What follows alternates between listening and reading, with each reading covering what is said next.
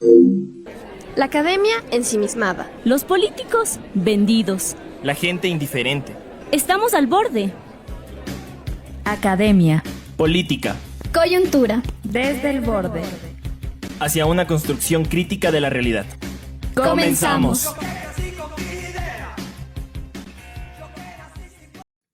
Bienvenidos comunidad. En esta ocasión tenemos el privilegio de hablar con Philip Alma, profesor de la Universidad Central del Ecuador, investigador sobre los movimientos indígenas del Ecuador.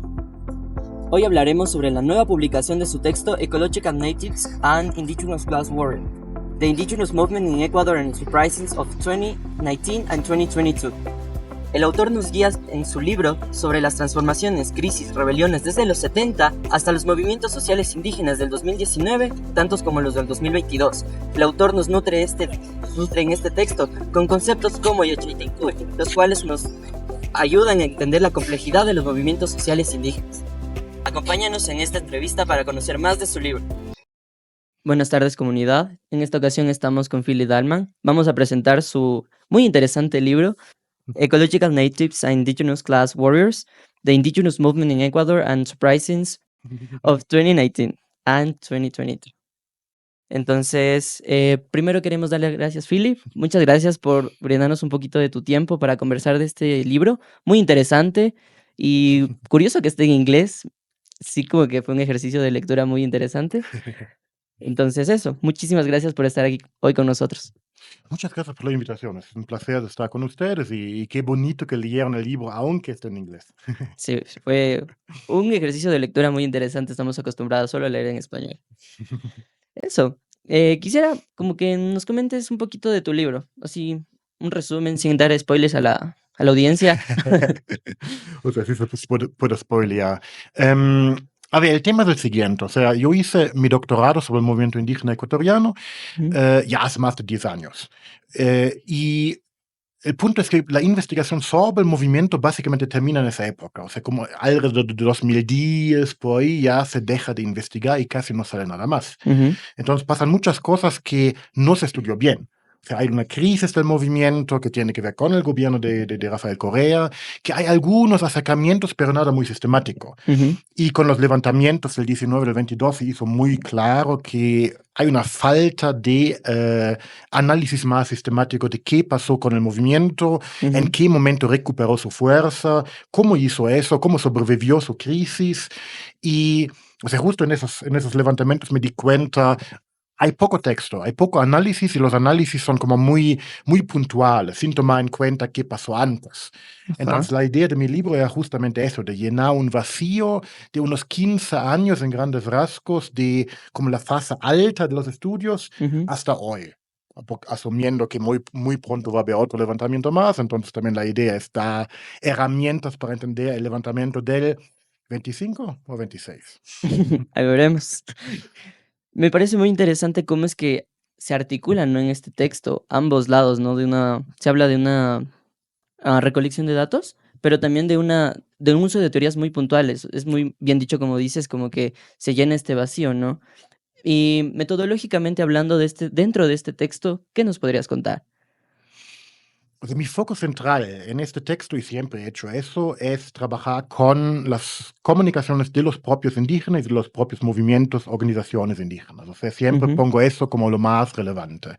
Entonces, por un lado hay material que ya estaba trabajando antes, comunicados, manifiestos de la CONAIE, Ujú. de la FENOCIN, de la FEINE, de otras organizaciones. Y concretamente en relación a los levantamientos, yo trabajé con su estrategia de todas las organizaciones indígenas de comunicación pública, sobre todo con los Ujú. tweets. Ya. Porque en los tweets, por un lado, dicen cosas directamente, por otro lado, ponen también como referencias a manifiestos, a otros documentos más largos. Y eso es como la parte central del material que estoy trabajando. O sea, yo no trabajo, quería incluir un par de entrevistas, pero no funcionó. Yo no trabajo mucho con entrevistas. Para mí es más interesante la palabra escrita porque tiene un nivel de legitimidad que una entrevista no tiene. Ujú. Porque Claro. para que un comunicado de la CONAIE sea aprobado, tiene que al menos pasar por el Consejo de Gobierno de la CONAIE. O sea, no es una persona, sino son como una docena de personas que revisan y están ahí atrás. Claro. Y obviamente con la legitimidad de toda la organización. Ujú. Si en cambio le hago una entrevista a Leonidas Issa, en primer lugar es esta persona, por lo tanto yo prefiero trabajar con los textos y eso hice, incluyendo Sí. también algunos de los jóvenes, entre comillas, intelectuales indígenas como el Inti Catuche, Sí. que, bueno, algunos más que hacen cosas bastante interesantes y que creo que vale la pena darles un poco de atención. Claro, sí, me parece muy interesante el hecho como que trabajas con textos escritos. Al leer el libro sí dije, al menos yo me imaginaba que dije, iba a haber una entrevista, alguno, pero ahorita que lo aclaras tiene mucho sentido. Como estamos hablando de organizaciones, no estamos hablando de individuos, tiene mucho sentido hablando en la parte metodológica y sí, justamente esa era una pregunta que tenía. Ahora, en el texto veo que hay la presencia como de muchos términos quichuas. Sí. El que más me llamó la atención es el Yachay Tincuy. Sí, eso te- ¿Nos puedes hablar un poquito de eso, de ese Claro que sí. término? Claro que sí, eso era también, de hecho, el libro, o sea, más allá de que sea como una deuda académica intelectual mía, porque pues escribí mi tesis en alemán hace un poco más de 10 años, Ujú, y de ahí sí seguí trabajando el tema, pero como no volví a actualizar, y eso también era algo que quería hacer, ujú, más allá de eso también es un homenaje a un amigo, colega indígena, Benjamín Inuka, ujú, que desarrolló ese concepto. O sea, él trabajó, hizo su doctorado en la Flaxo, yo acompañé ese camino durante un cierto tiempo, ujú, publicó varios textos que también tenía algún contacto yo, y se murió por un accidente justo el 31 de diciembre del 19. ujú, Y con eso se queda cortado un camino intelectual muy interesante, porque él introduce esa idea del Yachatinco, que es de hecho más complicado de lo que yo hago en el texto, solo que no quería tener la teoría tan fuertemente. La idea es que existe una confrontación. Yachatinco significa confluencia y confrontación de saberes. Entonces, la idea es que el movimiento indígena sistemáticamente entra en una confrontación de saberes con la sociedad mestiza dominante, con el Estado ujú, uninacional, con las instituciones que existen mestizas, ujú, y de esa manera aparece en la escena histórica y entra en una especie de, no es un diálogo de saberes. Él siempre dijo, no se trata de diálogo porque es una cosa conflictiva. O sea, ujú, los que no tienen voz adquieren voz y comunican, presentan sus demandas en contra de los otros. ujú, Y él dice, en cada fase de Yachatinqui hay un ticray, que significa inversión, que es el momento cuando él sin voz sí puede hablar y el otro tiene que escuchar, ujú, o sea, por ejemplo, un levantamiento, y de ahí se da un pachacutic, o sea, una vuelta completa que produce una nueva situación. ujú, Entonces, él tiene ahí una lectura que creo que también sería interesante leer desde la dialéctica, pero eso no hago aquí.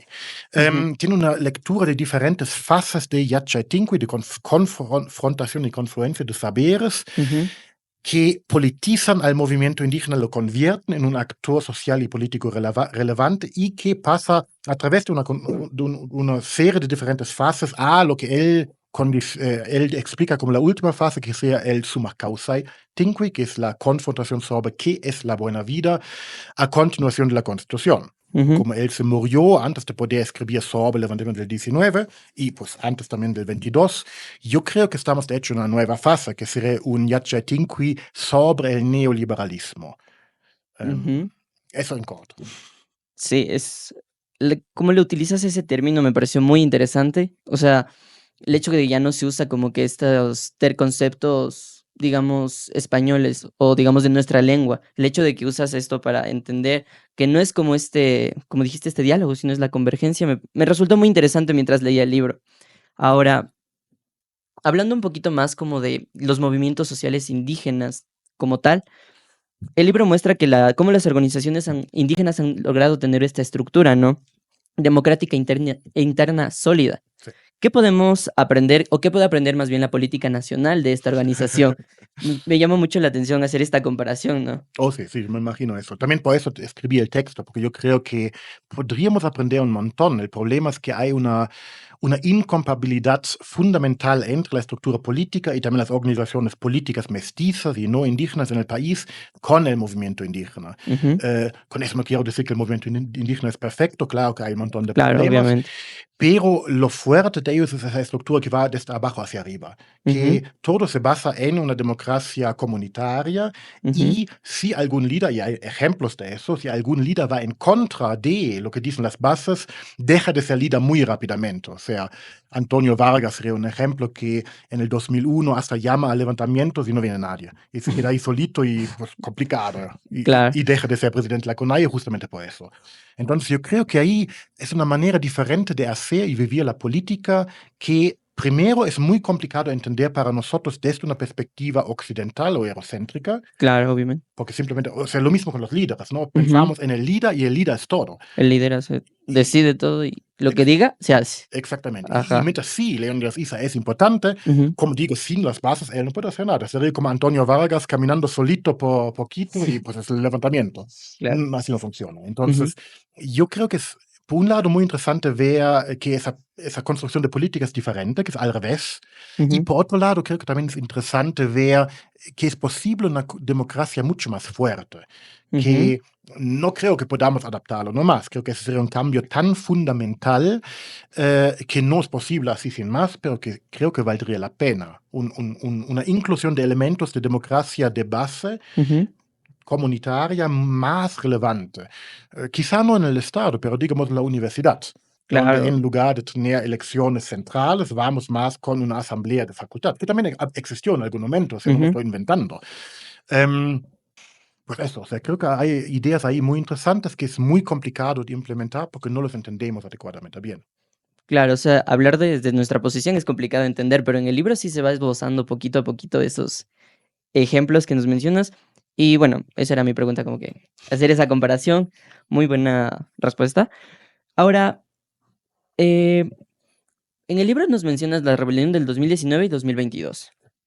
Entonces, ¿el movimiento indígena en estas dos rebeliones se fortalece como actor nacional o corre el riesgo de ser perdón, instrumentalizado o desgastado nuevamente?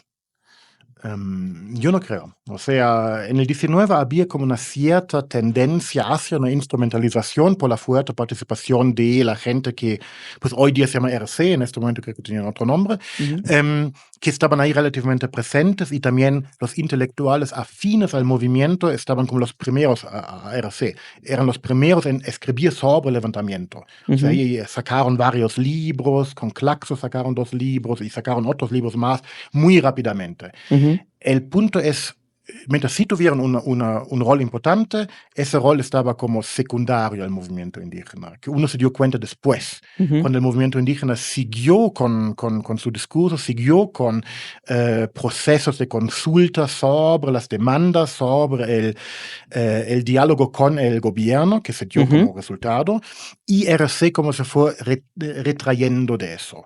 En el 22 se hizo obvio que el movimiento está parado en sus propios pies ujú, y le gusta tener alianzas, busca alianzas, pero no busca alianzas donde puede terminar justamente instrumentalizado. Pues están trabajando con movimientos también fuertes, el movimiento feminista, movimientos estudiantiles, movimientos de activistas urbanos que están ahí presentes, ujú, pero que tienen sus propias ideas, sus propias estructuras, que por lo tanto no tienen cómo ocupar el movimiento y usarlo para sus fines. ujú. Sí, me parece esa pregunta, ¿no? Como que muchas personas opinan que estas dos rebeliones fueron más que todo más de parte del gobierno, ¿no? Como que decir, el gobierno va a tomar parte dentro de estas organizaciones y por eso como que podemos estar hablando de eso, ¿no? Ahora, más que todo, hablando de tu texto, ¿qué esperarías como que, cuál crees que sería el papel que este libro cumpla en el deber político de las personas al leerlo? Uh. ¿Crees que tomen una conciencia, como que se den cuenta de que el movimiento indígena no fue una cosa que estuvo en auge el siglo pasado? O A ver, existen como diferentes niveles de lo que espero que pueda hacer con el libro. Ujú, Antes de escribir el libro hice un ejercicio en otro texto que publiqué hace 2, 3 años, ujú, de revisar en qué momento se dieron las publicaciones más relevantes sobre el movimiento indígena. Y en ese ejercicio me di cuenta que hasta hoy día las publicaciones más importantes se hacen alrededor del año 2000. ujú, Me di cuenta que las publicaciones más relevantes son en inglés. Entonces, textos posteriores pierden de importancia, digo, hasta el 2010 más o menos existen y después ya hay muy poco, ujú, y en español tampoco tiene mucha relevancia. Entonces, una de mis ideas es, pues también escribí en inglés, de ujú, hacer de puente, de introducir a autores como Benjamín Inuka, como Inti Catuche, como otros más, que ujú, no existen en español, que no tienen textos en inglés, digo, ujú, y darles como bueno, a conocer a un público anglohablante. Por un lado ujú. eso, o sea, como abrir un poquito y mostrarles, existe un trabajo en español que es interesante, que valdría la pena y que pues a lo mejor hacen alguna traducción por ahí. Eso es una de las ideas. La segunda idea es obviamente,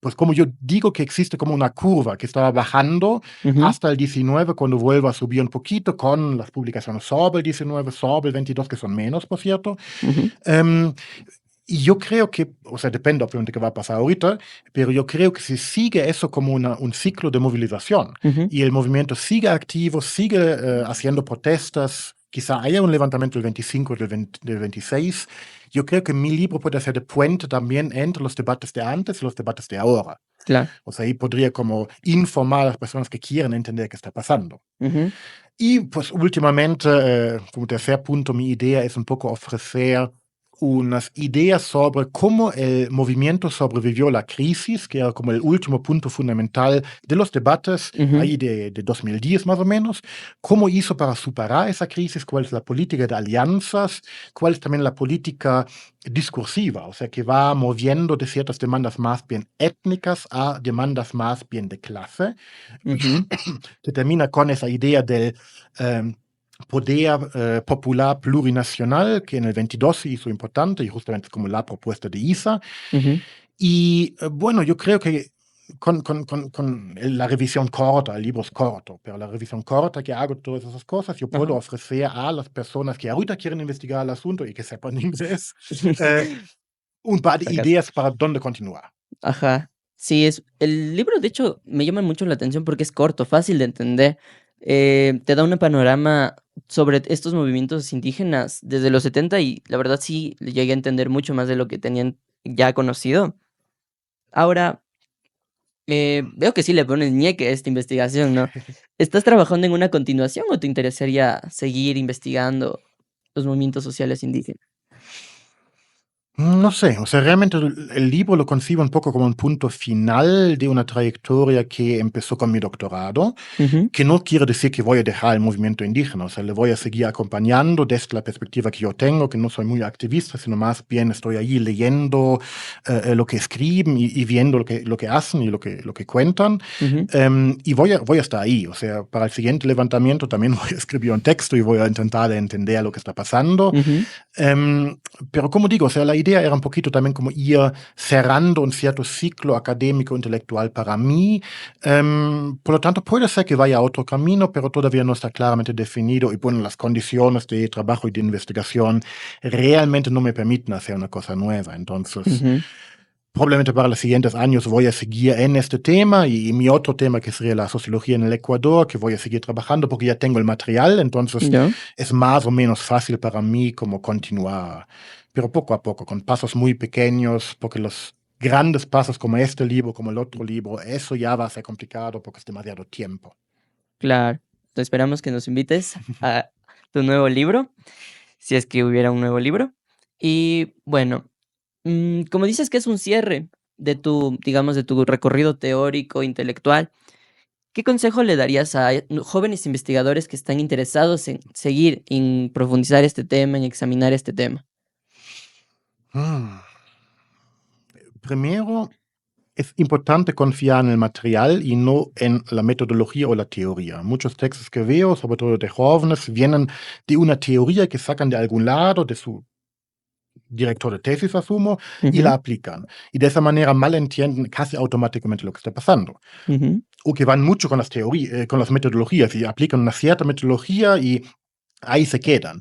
O sea, yo ujú, creo que es más importante confiar en el material, en la realidad, perderse en el campo, no saber dónde comenzar. O sea, básicamente cuando yo comencé ahí en mi doctorado, comencé por accidente. Terminé con entrevistas con Florismilo Simbaña, que sigue siendo muy influyente, ujú. y que él me orientó. Y a partir de eso sabía dónde cuestionar. O sea, ese proceso de perderse, de no saber, y a partir de eso, a partir del material que uno tiene, orientarse, creo que es fundamental. Y creo que se hace muy poco porque en la academia la gente tiene mucho miedo, Ujú, porque es muy precario. Entonces la gente sabe que tienes que terminar rápido el doctorado, tienes que hacer rápido, no sé, la maestría o lo que sea, ujú, rápido el artículo.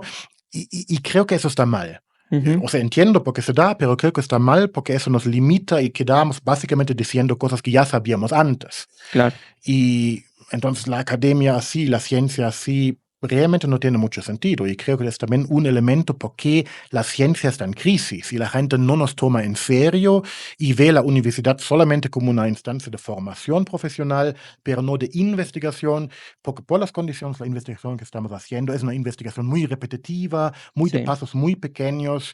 Entonces, yo sé que no se puede, pero mi deseo es para los investigadores jóvenes de que tengan